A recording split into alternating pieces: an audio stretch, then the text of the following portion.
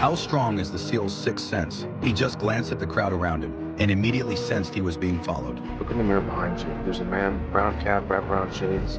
You see him? No.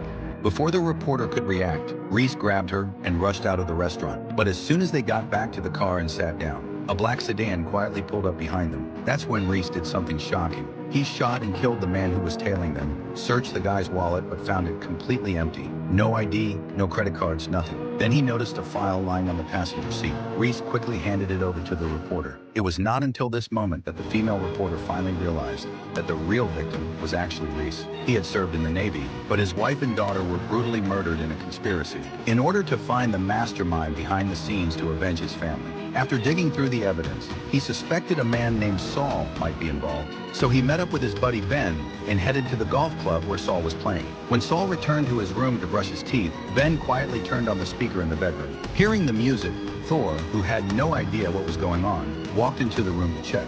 The next second, a plastic bag suddenly covered his head, and the strong feeling of suffocation made him quickly faint. When he came to, he was tied to a chair. Reese kindly helped him take off the plastic bag, but he didn't expect it. Until he shouted exhausted, Reese turned off the stereo and began to question him about the identity of the mastermind behind the scenes. Then he used both soft and hard tactics to force Saul to ask the real murderer behind the scenes. Steve.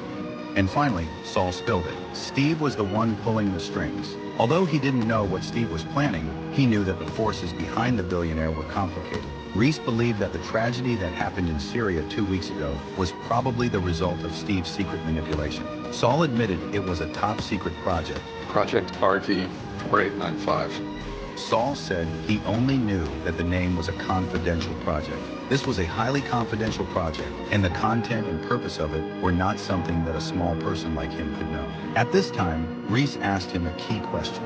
Who did you send to kill my family? After hearing this, Saul realized that Reese would never let him go.